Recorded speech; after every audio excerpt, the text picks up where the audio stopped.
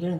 ಹೆಚ್ಚಿರುವಂಥ ಅಂತೆಕಾಯಿ ಇದನ್ನು 2 ದಿವಸ ಉಪ್ಪು ಸಕ್ಕರೆ ಹಾಕಿ ಇಡಬೇಕು. ಆಮೇಲೆ ಅದಕ್ಕೆ ಹಾಕ್ತಕ್ಕಂಥ ಸಾಂಬಾರು ಇದು ಮೆಂತ್ಯ ಸಾಸಿವೆ ಇವನ್ನ ಬಿಸಿ ಮಾಡ್ಕೋಬೇಕು. ಬಿಸಿ ಮಾಡ್ಕೊಂಡು ಪುಡಿ ಮಾಡಬೇಕು. ಇದು ಎಣ್ಣೆ ಬೆಳ್ಳುಳ್ಳಿ ಒಗ್ಗರಣೆಗೆ ಹಾಕ್ಕೋಬೇಕು. ಇಷ್ಟು ಚಿಲ್ಲಿ ಪೌಡ್ರು, ಮೆಣಸಿನ ಖಾರದ ಪುಡಿ, ಇದು ಖಾರದ ಪುಡಿ. ಇದಕ್ಕೆ ಸಾಸಿವೆ ಪುಡಿ ಹಾಕಬೇಕು, ಸಾಸಿವೆ ಕಾಳು ಹಾಕಬೇಕು. ಇದನ್ನು ಮಿಕ್ಸಿ ಮಾಡ್ಕೋಬೇಕು. ಇದನ್ನು ಎರಡನ್ನೂ ಹಾಕಿ ಮೆಂತ್ಯ ಕಾಳು ಇದು ಬಿಸಿ ಮಾಡ್ಕೊಂಡು ಹಾಕಿದ್ವಿ. ಇದನ್ನು ಮಿಕ್ಸಿ ಮಾಡ್ಕೋಬೇಕು.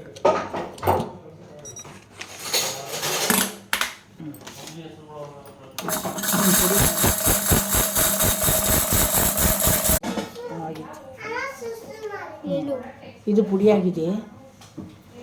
ಪುಡಿ ಫ್ರಿಜ್ಜಲ್ಲಿ ಇಟ್ಕೊಂಡು ಊಟ ಮಾಡ್ಬೋದು. ಅನ್ನಕ್ಕೆ ಎಲ್ಲದಕ್ಕೂ ಚೆನ್ನಾಗಿರುತ್ತೆ. ಮುದ್ದಿಗೆ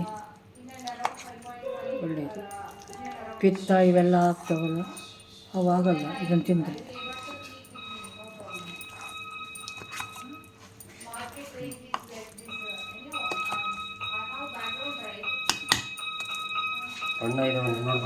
ಕೈ ರೆಡಿ.